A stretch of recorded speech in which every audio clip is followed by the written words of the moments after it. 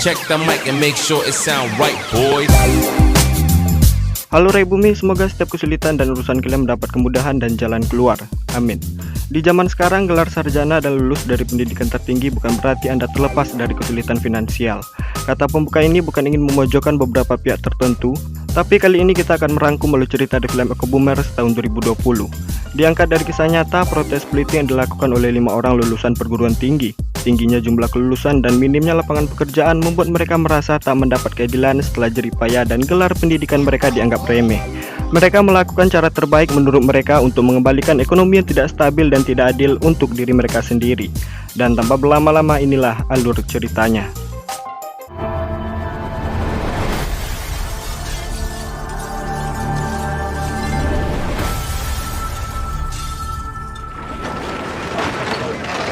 Dimulai dari pria yang bernama Lance, anak milenial lulusan perguruan tinggi dari jurusan seni, yang seharusnya dia menjadi seniman atau bekerja di bidang yang berkaitan dengan seni lukis.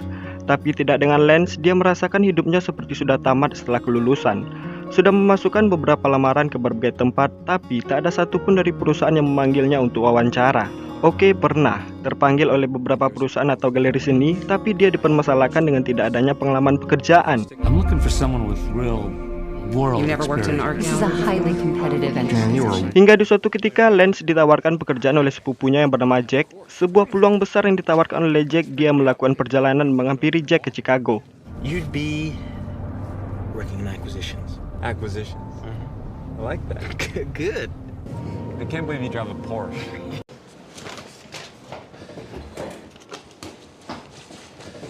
Come on, let's go. Where are we going? Downstairs. Are you done? Yeah, I'm done. Dari fasilitas yang digunakan oleh Jack terlihat meyakinkan dia menjadi orang lebih maju. Di kediamannya, Lance diperkenalkan kepada teman-temannya yang telah menunggu di garasi bawah. Ada Ellie, kekasih Alice, Stewart, dan Childer. Pekerjaan yang tak memerlukan banyak persyaratan. Saat pagi datang, Lance langsung dilibatkan dalam rombongan dibekali dengan sebuah topeng dan sarung tangan tanpa mengetahui apa pekerjaannya. You know enough not to get your clammy hands all over the art, right? Oh yeah. Throw this on before you get out. Dan betapa terkejutnya Lance melihat Jack bersama rekan-rekannya membobol rumah salah satu orang kaya di siang bolong. Gerakan ini mereka sebut dengan protes terhadap ekonomi yang tidak adil, memperlihatkan dampak-dampak buruk kepada pemerintahan yang tak kunjung menemukan solusi di tengah wabah pengangguran yang kian meluap. Di setiap perampokan, mereka dengan sengaja meninggalkan jejak pesan-pesan protes terhadap janji pemerintahan yang tak kunjung terbukti. Diikuti dengan tindakan ekstrim, mereka menghancurkan semua barang-barang yang tidak dibutuhkan dan mengambil semua yang berharga. Dan manfaat Lance dilibatkan dalam rombongan ini adalah untuk mengenali lukisan-lukisan dan benda sejarah yang berharga. What do you think it's worth, Art Major? Jack. Your cousin. Let's go, man.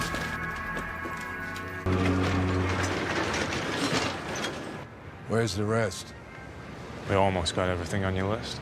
Perkenalkan, pria ini bernama Mel, pemilik salah satu perusahaan kontainer pengiriman. Dia adalah penanda tetap barang curian rombongan Jack, sekaligus orang yang telah memberikan alamat-alamat rumah yang akan dibobol dan daftar-daftar barang yang harus diambil. Here's another address and a list of what I expect you to find when you go there. Mel mendapatkan semua itu dari agen-agen korup yang bekerja di perusahaan properti dan asuransi. Semuanya menjadi semakin efisien dan mudah dengan perusahaan pengirimannya yang sah. Mel dapat menjual barang-barang berharga itu ke berbagai negara. Selain mendapatkan keuntungan besar untuk dirinya pribadi, itu juga membuat barang-barang tersebut semakin sulit untuk dilacak. Yeah, well, I'll round it up to 30K. Don't show up here again unless you're gonna pull your weight.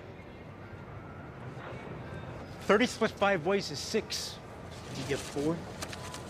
Let's wrap it up. Piece of shit. Sedikit bocoran tentang latar belakang dan kepandaian mereka. Walaupun aksi mereka terlihat sembrono, tapi sampai detik ini mereka berhasil membuat agen-agen pemerintahan kewalahan. Karena dibalik semua itu, mereka telah merencanakan semuanya dengan sangat hati-hati. Mulai dari menyiapkan lusinan spanduk mobil agar terlihat berbeda untuk mengelabui saksi mata dan CCTV, mereka juga akan mengganti plat nomor kendaraan mereka dengan plat nomor mobil pengendara lain. Mereka juga akan mengawasi rumah yang akan dibobol selama 1-2 hari untuk mengetahui kapan si pemilik rumah pergi, kapan mertuanya akan berkunjung, dan kapan selingkuhannya akan datang, hingga mereka mendapatkan informasi yang tepat dan beraksi. Oke, dimulai dari perkenalan Childer. Dia adalah seorang pengemudi handal sekaligus veteran yang pernah bertugas di Afghanistan.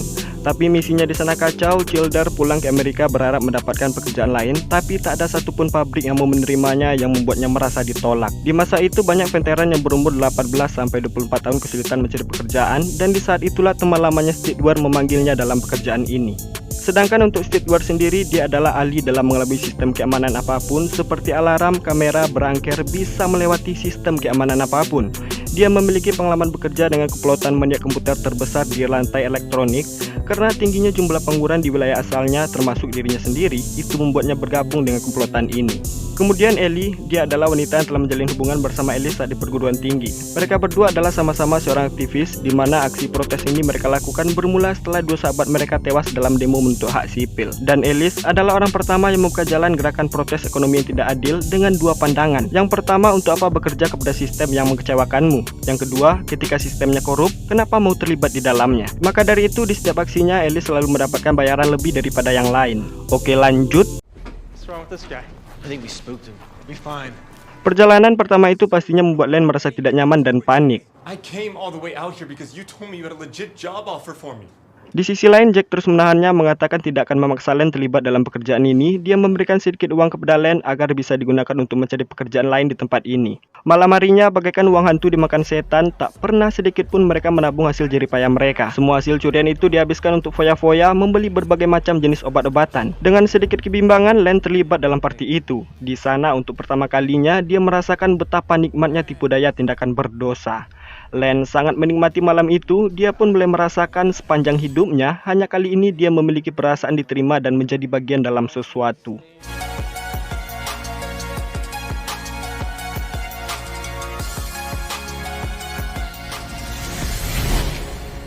Saat uang mereka habis, itu adalah petanda awal bagi mereka untuk melanjutkan pekerjaan. Di sisi lain, Lance pun mulai merasakan semua yang dikatakan oleh Jack benar, mulai tergiur dengan hasil dari pekerjaan ini dan memutuskan untuk bergabung.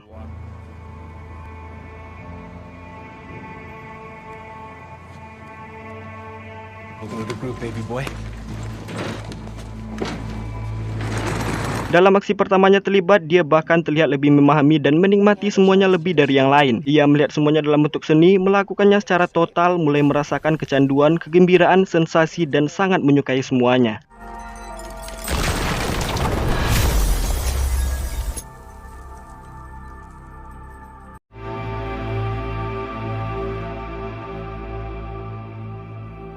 Sampainya di hadapan Mel, dia mulai tertarik kepada Len yang dianggap lebih menghargai benda-benda sejarah. Dia pun memberikan bayaran dan alamat selanjutnya kepada Len yang seharusnya itu adalah haknya Ellis. It's 20K and another address. Another address, Mel?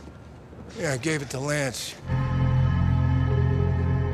Singkat cerita, sampainya di kediaman Jack, melihat Mel mulai memberikan sedikit kepercayaan kepada Len. Di sini Jack pun mulai memperlihatkan ketamakannya. Dia mengungkapkan beberapa tujuan buruknya yang ternyata telah lama berencana akan melakukan aksi ini tanpa Ellis, Stewart, dan Childer. Demi keuntungan yang lebih besar dan tak suka melihat Ellis yang selalu mendapatkan bayaran lebih selama ini. Tapi walau belum berapa lama bergabung dengan kawanan ini, Len sangat menentang tujuan Jack karena telah menganggap semuanya seperti keluarga.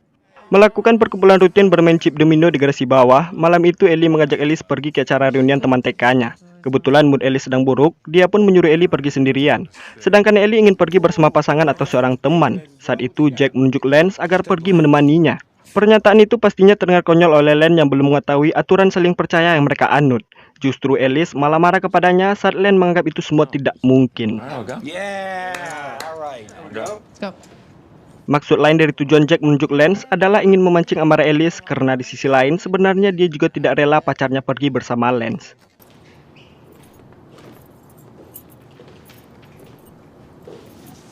Waktu berlalu, reunian telah bubar. Len mengantarkan Ellie hingga ke apartemennya. Sebelum pulang, dia diajak berbincang oleh Ellis yang memintanya mengatakan tidak di lain waktu jika Ellie mengajaknya keluar. Just make sure it doesn't happen again. Yeah. If you got nothing to say, get the fuck out of my apartment. Sebuah selisih paham itu justru dijadikan pembenaran oleh Jack untuk meyakinkan Len bahwa tidak ada satupun yang bisa dipercaya dalam rombongan ini. Dalam kondisi lain, Ellie pun mulai mengungkapkan kejenuhannya dengan pekerjaan ini karena sejauh yang telah mereka lakukan, semuanya hanya seperti buang-buang waktu, seolah-olah tak punya rencana hidup. I've been saving up. Not a small amount either. Stick with me, okay? Not that far from the end. Allie, you late.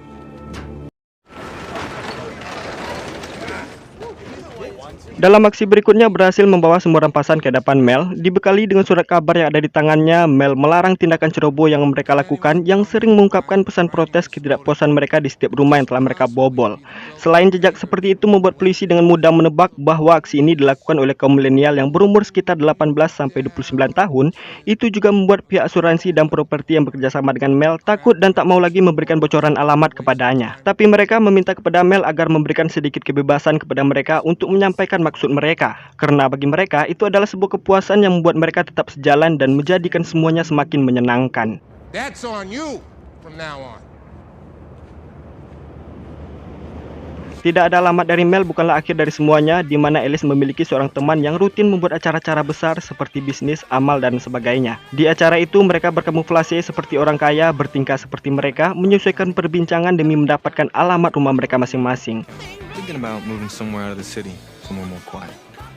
Any suggestions? Well, I live in South Barrington, off Bosworth, biggest house on the block.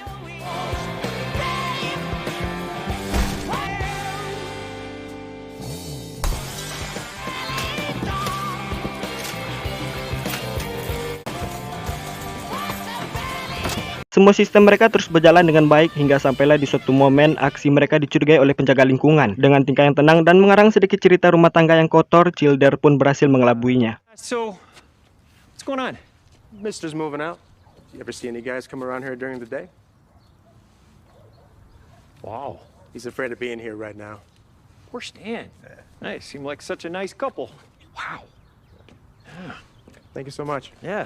Walaupun aksi mereka nyaris berakhir buruk, tapi tetap berhasil dengan cukup baik. Sekarang pencari informasi yang mereka lakukan sendiri, mereka menuntut bayaran lebih kepada Mel. Tapi Mel malah mempermasalahkan kontak wajah yang dilakukan oleh Childer yang dianggap bisa membahayakan mereka semua. That doesn't make good business sense. Does it? Now shut up and get back to fucking work. Kekhawatiran itu pun mulai datang saat media memberitakan sketsa wajah Childer. Awalnya gambar yang lucu itu bagi mereka hanyalah sebuah lelucon. Sedangkan di luar, Ellie dan Alice mulai berselisih tentang kewaspadaan dan hubungan mereka yang semakin retak. Couldn't even be together if I wasn't part of this. Answer. It's not that fucking hard. Di kesempatan itu, Jack dan Len yang tinggal berdua di meja mengambil foto dan alamat salah satu miliarder kaya di Chicago. Dari ponsel Len ingin membobol branker yang penuh uang di rumah itu tanpa Alice dan yang lain. I'm done.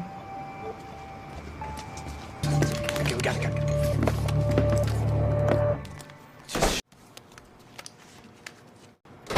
And just when you thought things couldn't get more exciting. Mencari informasi pemilik rumah dari beberapa media, mereka menemukan kesulitan dengan sistem keamanan branker yang sangat tinggi. Memiliki standar keamanan yang cukup baik, mampu menahan bahan peledak dan mesin las. Maka dari itu mereka membutuhkan steward dalam pekerjaan ini. Can you do it? Yeah, I can figure it out. Great. We'll split it 3 ways even. 4. I'm not doing it without Chandler. Mereka berempat hanya menunggu waktu si pemilik rumah itu yang dikabarkan akan berpergian dalam beberapa hari lagi. Di sisi lain, mereka tetap melakukan perampokan bersama Alice, tapi kepergian Ellie yang tidak mereka ketahui itu membuat mereka menunda pekerjaan karena merasa tidak aman. I'm not doing this shit till you figure it out. You're fucking fine. You know what? Fuck this. I'm out. I'm out. We're not in this together. It's nothing else. Lance mencari tahu keberadaan Ellie, menjemput dan membujuknya untuk bergabung. Coming back, right? Yeah. Di malam yang sama, mereka menemui Mel di pelabuhan yang ternyata Mel ingin memutuskan hubungan pekerjaan satu sama lain karena merasa sudah tidak aman bersama mereka. I think you're gonna have to, because tonight is the end of this agreement. Putusnya hubungan bisnis dengan Mel tidak ada lagi penada barang curian mereka. Alice merundingkan ingin melakukan perampokan terakhir, yaitu membobol branker yang sama yang telah direncanakan oleh Jack. Maka dari itu Jack mengajak mereka bertindak lebih cepat sebelum waktu yang ditentukan oleh Alice. Tidak peduli si pemilik rumah itu belum pergi atau tidak, karena menghadapi si pemilik rumah yang sudah tua itu bukanlah sesuatu yang rumit. Di sisi lain, Ellie tidak lagi peduli dengan semua itu. Dia pun lebih memilih Taylor, memakai dosis yang sangat tinggi hingga perdosis di malam itu. Something happened now. Alice, fuck off. Alice, listen to me, man. We gotta go. It's your fucking problem. Sementara Alice tidak peduli lagi dengan kondisi Ellie, sibuk menemui orang-orangnya yang ada di bar tersebut. Lance bersama yang lain membawa Ellie ke rumah sakit, namun kondisi mereka yang dalam keadaan Taylor berubah menjadi parno. Mereka malah melemparkan Ellie di trotoar jalan dan meninggalkannya bersama Len di sana.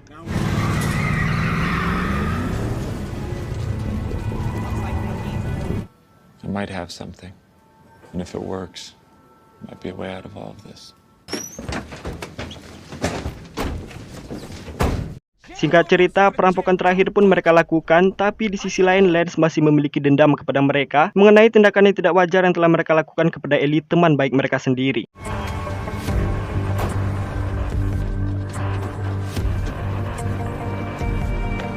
Aksi mereka berjalan dengan sangat mudah, mengetahui rumah itu ternyata sudah terbuka dengan sendirinya dan alarm rumah sudah mati, di mana pekerja mereka hanya tinggal membuka berangker dan mengambil semua uang yang ada di dalamnya.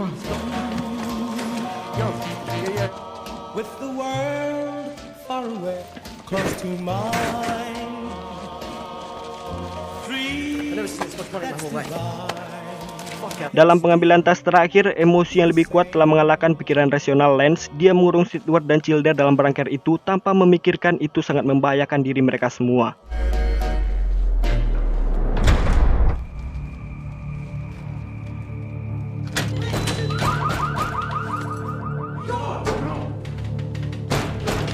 You gotta be fucking kidding me with this shit, Lance.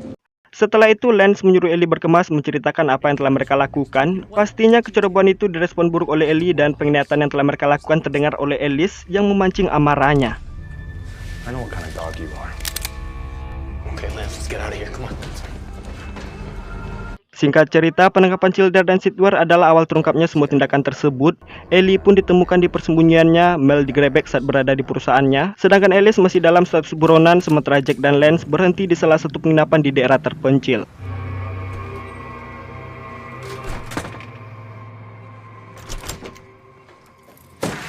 Demi keamanan harus ada salah satu dari mereka yang terbangun. Di malam itu Lance terlelap dan saat pagi datang dia mengetahui di mana Jack telah meninggalkannya sendirian di tempat itu.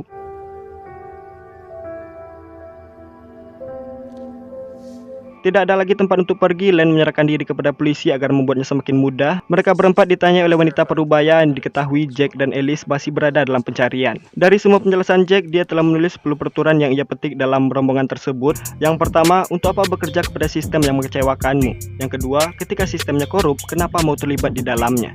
Yang ketiga, jangan pernah menjawab tidak. Yang keempat, pengalaman lebih baik dari laporan bank. Yang kelima, jika mereka tidak izinkan kita bermimpi, kita tidak akan izinkan mereka tidur. Yang keenam, hanya ada garis tipis yang memisahkan teman dan musuh. Yang ketujuh, sesuatu yang terbaik dalam hidup itu sangat mahal. Yang kedelapan, orang yang paling lemah adalah orang yang sudah pasrah. Yang kesembilan, emosi lebih kuat dari pikiran rasional. Dan yang terakhir, semua itu omong kosong. Ellie, Sidward, dan Childer mengungkapkan tidak akan melakukan tindakan itu lagi setelah kebebasan mereka, tapi berbeda dengan Lance, dia membayangkan betapa puasnya dia menjadi siluman penghancur saat dalam rombongan itu dan mengatakan segera.